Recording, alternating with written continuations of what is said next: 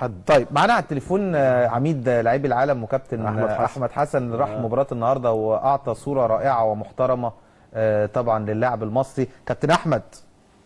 كابتن خالد مساء الخير، ازيك وتحياتي ليك، وطبعا كابتن كبير مكتشف كابتن ممدوح السعيد والاستاذ علي السيسي، تحياتي ليهم. ربنا يخليك يا ابو حميد. طبعا كان مدربك في اسوان انا فاكر. عذبني. كابتن احمد، انا حسيت النهارده ان انت كنت عايز تقول رسالتين. الرساله الاولى ان يا جماعه كفايه بقى تعصب، وكفايه فكره ان انا بلعب في الزمالك ما اروحش ماتشات الاهلي وماتشات الكبيره. ونمره 2 عايز توجه رساله، انا نزلت مع الرياضيين عشان ارجع النشاط الرياضي، ما نزلتش عشان الاهلي ما يلعبش. انا نزلت عشان ارجع النشاط الرياضي، وده هدف سامي وبنتمناه كلنا. كلامي صح ولا غلط؟ لا طبعا مظبوط طبعا خالد، هو اكتر من رساله والله. طبعا هي الفكره كلها طبعا اهم شيء ان احنا خلاص بقى نبعد عن التعصب. يعني ده طبعا اهم شيء، ان احنا الامور يعني عايزينها تمشي زي ما الدنيا كلها ماشيه، ان هو كل واحد بيشجع فرقته، كل واحد بينتمي للمكان اللي هو فيه. النهارده النادي الاهلي بيلعب ما بيعتبرش باسم جماهير النادي الاهلي وباسم النادي الاهلي بس، لا بيلعب باسم مصر كلها، ولازم كلنا نبقى واقفين وراه. هتمر الايام واكيد هيبقى نادي الزمالك، هيبقى الاسماعيلي، هيبقى اي نادي من اللي بينافسه طبعا لازم كلنا نبقى موجودين وراه. فده كان الهدف. على فكره انا عايز برضو، يمكن انا كان موجود معايا طبعا عشان يبقى برضو حقيقه الحق، كان موجود مستر زيرا، راجل اصر ان هو يكون موجود. كان موجود الكابتن اسامه نبيه، كان موجود معايا احمد سمير. يمكن احنا طلعنا بعد التمرين على طول حبينا ان احنا نكون متواجدين تدعيم للنادي الاهلي. وزي ما انت قلت يا كابتن خالد ان احنا عايزين بقى خلاص الصور القديمه والحاجات القديمه اللي احنا التعصب بقى زياده عن اللزوم، وان يحصل بقى طبعا تحريض ومش عارف بين الجماهير وبعضيها. خلاص الناس لازم دلوقتي تفكر بقى بعقلها وبقلبها اكتر ما يعني عايزين نلغي التعصب. فدي كانت طبعا زي ما انت قلت، دي كانت تبقى رساله ان احنا نبعد عن التعصب، وان احنا كلنا نبقى ايد واحده. الحاجه الثانيه زي ما انت قلت طبعا، وكابتن رمضان السيد موجود، ان احنا لما بننزل احنا بننزل مش ضد حد خالص ولا ضد النادي الاهلي. واحنا كلنا طبعا لما حصل الموقف اللي هو كان مع فريق سانشاين، كلنا طبعا كنا يعني طبعا قلنا ان احنا يعني بنعتذر عن ده او العمل ده، كلهم طبعا لعيبه زمايلنا، ولكن يعني احنا لما بننزل هدفنا ان احنا بندافع عن حقوقنا. احنا مش لا ضد جماهير ولا ضد النادي الاهلي، بل بالعكس يمكن النهارده احنا متضامنين معاه، ومصر كلها النهارده متضامنه مع النادي الاهلي، وكل الناس النهارده كان نفسها طبعا ان هم يحققوا نتيجه كويسه.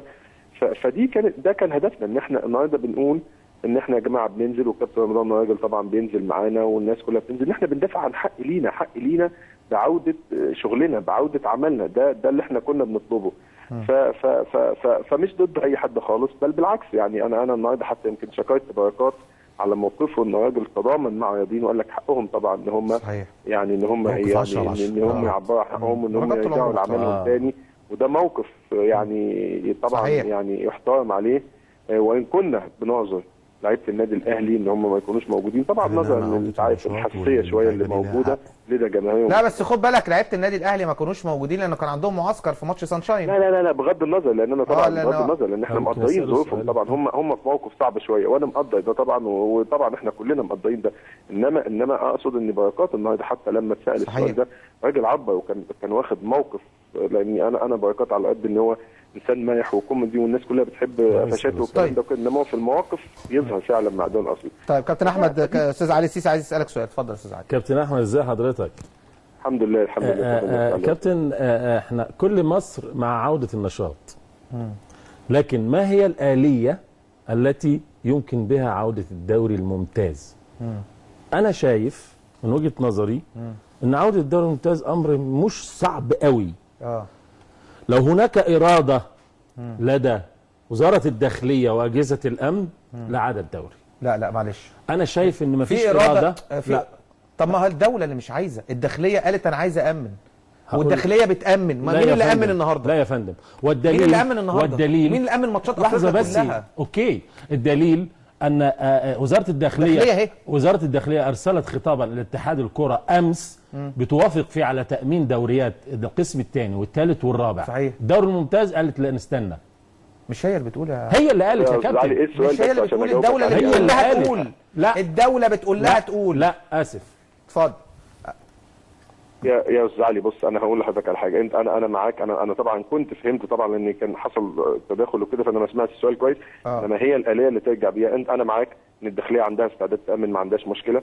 السيد العام الفاروق وزير الشباب والرياضه ما عندوش اي مشكله، اتحاد الكوره ما عندهاش اي مشكله. هي الفكره كلها ان ياخدوا قرار سيادي بعوده النشاط الكروي، واعتقد ان ده قرار من المسؤولين. لو ده تم، الداخليه ما عندهاش اي مشكله خالص على فكره، وانا بقول لك الكلام ده كابتن خالد على مسؤوليه الداخليه، ما عندهاش اي مشكله خالص. وزاره الشباب والرياضه ما عندهاش اي مشكله خالص. اتحاد الكوره برضه هو كمان ما عندوش اي مشكله خالص. هي القصه كلها ان الناس تاخد تعليمات ببدء الدوري، اعتقد ان مش هيبقى فيه اي مشكله خالص. ويمكن في طبعا اقتراحات مطروحه للنظر لضيق الوقت ان الدوري يتعمل من مجموعتين، وبدل ما يبقى 34 اسبوع هيبقى في حوالي 22 اسبوع.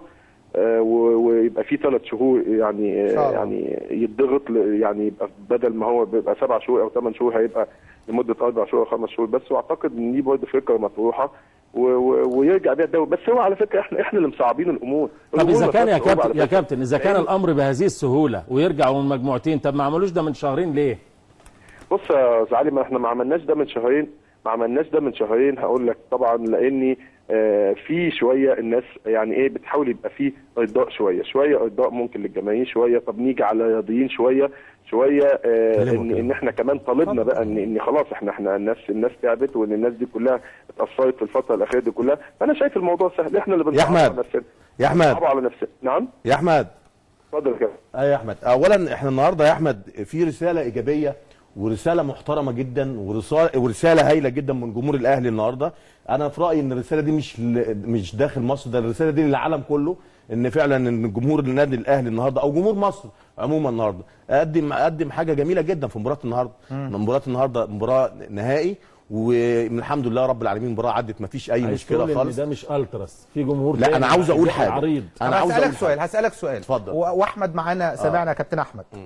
لو النهارده الماتش ده بيتلعب في استاد القاهره بلاش زي ما هو في برج العرب، هيبقى فيه 100,000 والالتراس قالوا احنا مش جايين خالص، وسمحت الداخليه والدوله ان الماتش يكون فيه 80,000، هيجوا ال 80 ولا لا؟ هيبقى فيه 80,000. هيبقى فيه 80,000. انا هقول لك حاجه، والالتراس مش موجودين. اكيد يا كابتن. الالتراس هقول لك حاجه، دي اول مره. اولا هو جزء مهم جدا من جمهور النادي الاهلي، لكن في نفس الوقت احنا بنطالبه دلوقتي ان هو يخش جوه المجموعه. يا جماعه احنا لازم نعرف كلنا ان القضيه في القضاء، ومحدش هيقدر يتدخل في القضاء. لا حتى اقول لك حاجه، ولا رئيس جمهوريه يقدر يتدخل في القضاء، ولا جمهور النادي الاهلي يقدر يتدخل في القضاء، ولا جمهور مصر. فاحنا دلوقتي انا بطالب من الالتراس، الحقيقه جمهور الالتراس الشباب اللي هو الجميل اللي كان عمل لنا حاجات جميله جدا، ان هو خلاص يخش جوه المجموعه بقى. كابتن احمد سمعت السؤال، لو النهارده في 80,000 وانت كنت في الملعب كان هيجوا ال 80,000؟ كان هيجي طبعا ال 80,000 لان اصلا جمهور النادي الاهلي جمهور كبير يا كابتن خالد. يعني صحيح. مش يعني طبعا زي ما قال الكابتن رمضان ان جماهير الالتراس طبعا من ضمن جماهير النادي الاهلي، انما جماهير النادي الاهلي جماهير كبيره. انت لو احنا قلنا مثلا، لو احنا يا كابتن احمد قلنا الالتراس 20 30 40 50,000، جمهور النادي الاهلي بيتعدى ال 40 مليون بالظبط.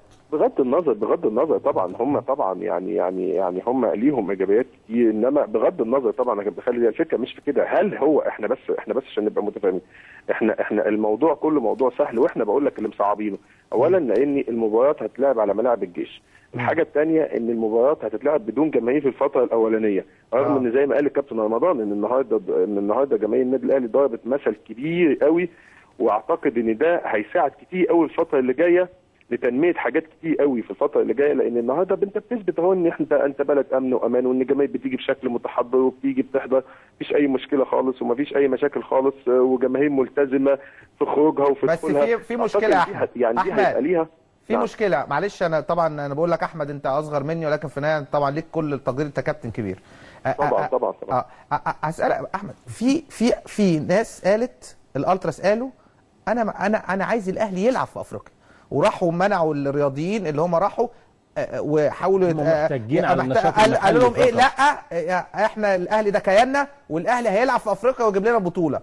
وقالوا كمان ان احنا على فكره ما عندناش اي مشكله ان الدرجه الثانيه والثالثه والرابعه يتلعبوا، بس ما فيش دوري. عشان كده الدوله قالت نلعب افريقيا وبجمهور، عشان الجمهور كان عايز جمهور. الجمهور ارتس كان عايز جمهور في الماتش ده. وكمان قالوا الدرجه الثانيه والثالثه عشان ما عندناش مشكله. فالدوله موافقه على الحتتين دول عشان هنا ما فيش مشكله. عشان نكون صرحاء مع بعض يعني، لكن الدوري فيه مشكله. لا بص ان شاء الله مش هيكون في مشكله. هي البدايه دي بدايه كويسه، ان طبعا يرجع عوده ان يرجع النشاط الدرجه الثانيه والثالثه، ان يرجع دي حاجه كويسه. وبعديها ان شاء الله باذن الله. يمكن انا في الاول، انا واحد من الناس في الاول انا كنت بقول لك ان في امور صعوبه، ولكن دلوقتي اعتقد الامور هتبقى اسهل، لان حتى الدرجه الثانيه والثالثه يا كابتن خالد هترجع تروح فين بعد كده؟ ما هي لازم ترجع عشان تتصعد دوري ممتاز، وتكون الدوري الممتاز هتوديها فين بعد كده؟ فانا بقول لك لا، الامور ان شاء الله باذن الله اللي جاي هيبقى افضل.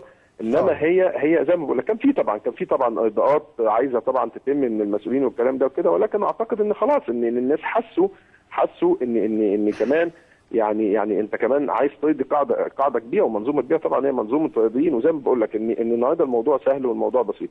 الناس دي بتطالب بعملها، الناس دي بتطالب بحقوقها ان هي ترجع شغلها، ما بتطالبش بحاجه لا هي ضد حد ولا هي بتسيء لحد ولا الكلام ده ولا كده. بتطالب ان هي ترجع لعملها. وزي ما قلت لك الموضوع سهل بالنسبه للدوري الممتاز، اولا هيقام على 9 ملاعب من ملاعب الجيش بدون جمهور. فاعتقد ان خلاص يعني الموضوع مش صعب. هسالك سؤال يا احمد دلوقتي انت النهارده انا سمعت انت سلمت على مجلس اداره بالكامل كابتن حسن حمدي، وكنت قاعد بتتكلم مع سياده الوزير العمري فاروق. كنتوا سلامات عاديه ولا كان في كلام على فكره برضه عوده النشاط وكده؟ لا انا سلمت طبعا على كابتن حسن حمدي، واتكلمت طبعا مع الاستاذ العمري فاروق. يمكن هو راجل، حتى يمكن وانا بتكلم معاه راجل هو متفهم موقفنا جدا، وحتى يمكن يعني بيقول احنا بنضغط بكل ما اوتينا من قوه ان الدوري يرجع وان الامور كلها ترجع، وبدانا اهو في الدوري الدرجه الثانيه والدرجه الثالثه، وان شاء الله يكون الدوري ممتاز. وانا برضه من ناحيتنا قلت له يعني انا من ناحيتنا قلت له على فكره احنا ما بننزلش الوقفات دي ولا حاجه، مش ضدكم ولا حاجه ولا ضد مسؤولين ولا الكلام ده ولا كده. احنا ما الا احنا بنحاول نساعدكم وفي نفس الوقت صوتنا يوصل. فهو راجل متفاهم بالعكس. احنا مش الصوت يعني بقى بالمظاهرات. كابتن احمد سؤال معلش تاني، وانت قاعد النهارده وانت بقالك سنه بتلعب مع الزمالك ماتشات في الدوري مجموعات وبتاع، يمكن الماتش الوحيد بتاع تشيلسي ده اللي هو كان خلاص خرجته، النهارده كنت حاسس بحاجه غريبه يعني؟ مش مصدق المنظر ولا مخضوض من الملعب؟ يعني حاسس دي حاجه جديده عليك ولا؟ والله زي ما بقول لك يمكن انا دايما متعود ان انا اكون جوه الملعب. ان انا اكون جوه الملعب والجماهير بتبقى يعني هي اللي بتساندك. فالنهارده كان احساس بالنسبه لي فعلا احنا بقالنا فتره طويله محرومين من حاجه زي كده يعني. ده انا وانا لعيب كوره وحاسس ده. يعني بقى الناس اللي هم مشجعين اللي هم مستنيين ده، الناس كلها زي ما انت قلت النهارده الماتش خلي بالك كان في استاد اسكندريه يعني مش في استاد القاهره. يعني انت النهارده الناس قطع 200 كيلو عشان تروح وتستمتع وتظهر بالشكل صحيح. ده اللي احنا كلنا متشوقين. على فكره ده كلام مهم جدا انت بتقوله، ناس قطع 200 و220 و230 و250 كيلو عشان يروحوا ماتش ويرجعوا في نفس التوقيت، ما بالك لو الماتش ده في استاد القاهره. وفي اغلبيه الجمهور اللي انت جبته يا خالد طبعا دي حاجه رساله كويسه برضه للمسؤولين ان الناس كمان هم متعاطشين، مش احنا بس ان احنا بندور على شغلنا بس. الناس كمان حابه، لان العالم كله احنا ما بنطلبش بدعه، العالم كله بيمارس الرياضه وبيمارس كره القدم، لان دي اللعبه الشعبيه الاولى للعالم كله. فهو انت احساس الناس، بص احساس الناس مبسوطه وجايه، الناس النهارده ظهرت بشكل كويس. فده اللي احنا عايزينه ان شاء الله، وده اللي احنا بنطالب بيه. وبالعكس زي ما قلت لك انا حتى مع السيد العام فاروق النهارده وانا بتكلم معاه، راجل متفاهم وراجل هو بيضغط من ناحيته، واحنا كمان يعني انا حتى وضحت له الصوره. يمكن الكابتن رمضان طبعا كان موجود معانا في الوقفتين، ان احنا مش نازلين ضدكم ولا نازلين ضد حد، بل بالعكس احنا نازلين نساعدكم، احنا نازلين عشان صوتنا يوصل نقول لكم احمد الناس دي تعبت والناس دي عايزه ترجع. احمد سؤال اخير كده، واستاذ علي عايز يقول لك حاجه ثانيه.